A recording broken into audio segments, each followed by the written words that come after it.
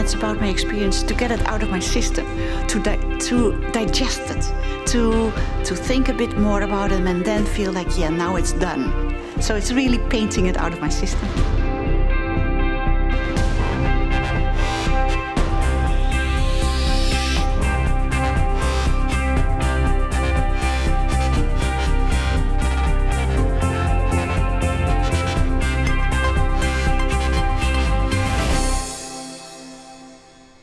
I'm Jeanne Krabbendam.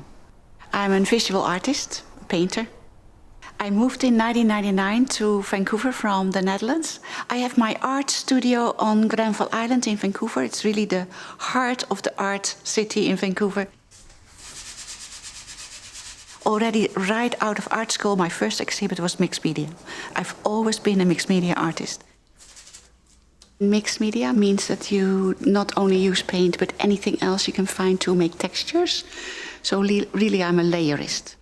When I think of my process, it's often that I sit on my egg for a long time. I have to think and percolate a long time about what I want to do. It's often a thought that gets me going, or something that I see, an environment, a place.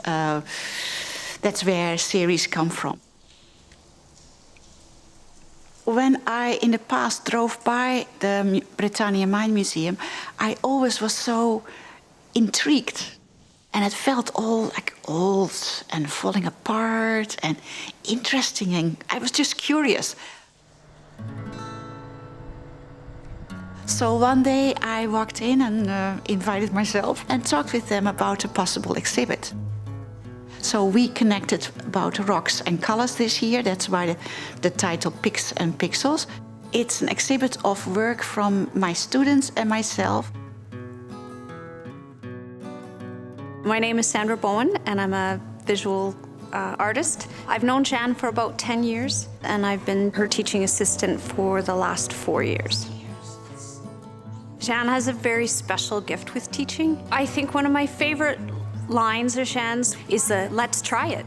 Experiment with it. Just be brave. Just go ahead and give it a try. My work is on exhibition in the Pics and Pixels exhibition. It's been inspired by the mines and the rusty equipment and things that are here. Yeah. On rust. Now this is all rust, but so cool. The colors, the differences in colors. And there is here another green, but I think that's paint. Here.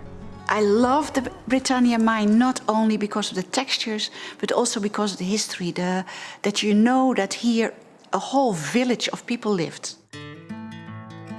They had to work together. They had to do very tough work that was often not very highly appreciated by people around them.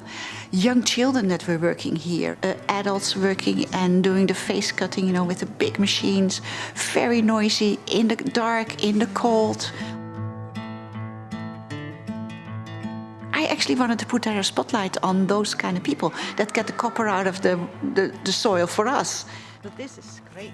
Yeah, with the numbers, I just saw the numbers. It's amazing how many times you can look at something. There's always something to look at. You turn around, they've got machinery and rusty things everywhere. It's all there, and it all tells a story, and it's all very texture. You want to touch it, and I want to recreate that all the time.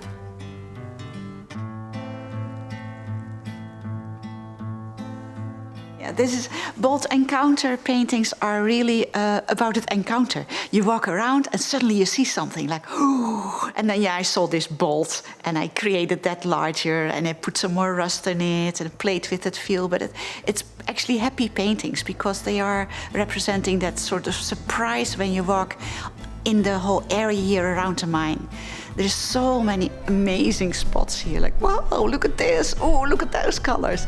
So that really, those two paintings, that really represent that feel of joy of seeing something new, like, ooh, this is cool.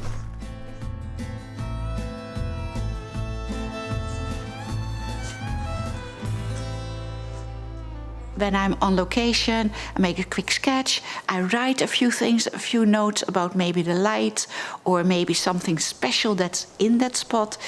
plus the colors. I remind myself later, like, oh yeah, I wanted to use those colors here. So I get myself going and I remind myself what direction I want to take. So then I take my sketches to the studio and put them on my table and look at them, and then I start working straight at my easel. A blank canvas is for me yummy. I love it. I love to have some new blank canvas at the studio. And I actually often work the first layer pretty quick because I have that sort of sketch, that idea. So then I go with large tools on it, with like scrapers and knives and huge brushes to give the first layers on it. And then the painting gets its own life. Then you can slowly leave the sketch alone, and then the painting starts telling the story, and the painting starts telling me what it needs.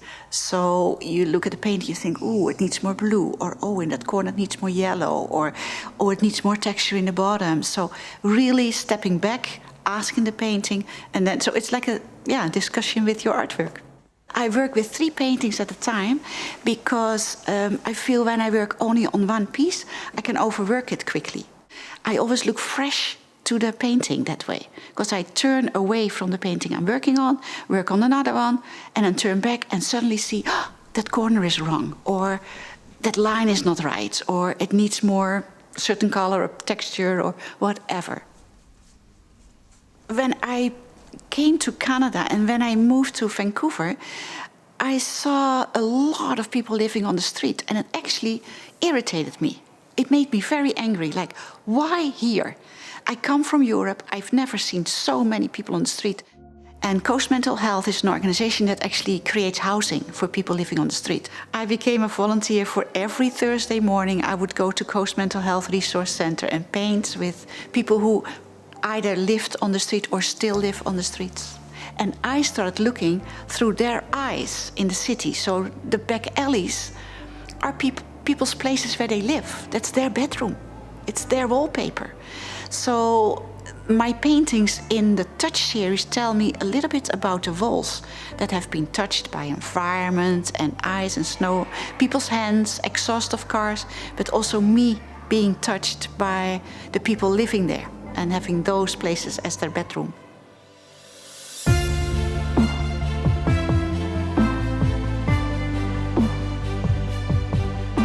For the longest time I've been thinking of doing something with the book The Little Prince.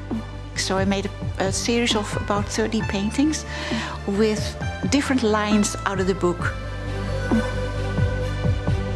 And in The Little Prince, a big part of the booklet at the end is about his friendship with a fox at that moment, and how friendship gets built, how friends can be strong together. When I paint a painting like Connection, I'm actually a lot with my thoughts and feelings in that connection.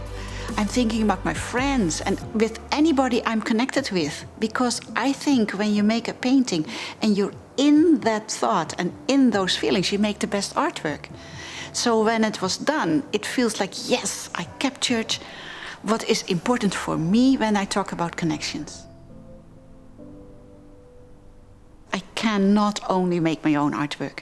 I have to also be in the community and with other people, working with students and getting back from them, not only me sharing with them, but also them sharing with me. It's so back and forth, yeah. Green doesn't really work. You have to later then take a bit more of it's always freer than being too tight. Yeah. That is a very difficult question to know when a painting is finished. When the painting tells the story that I want to tell. You know, when it covers the place that I've seen that I want to represent, and I feel, yeah, all the colors, all the textures, all the line, all the direction helps to tell that story. And then I sign it and I don't touch it anymore. It's my own promise to myself.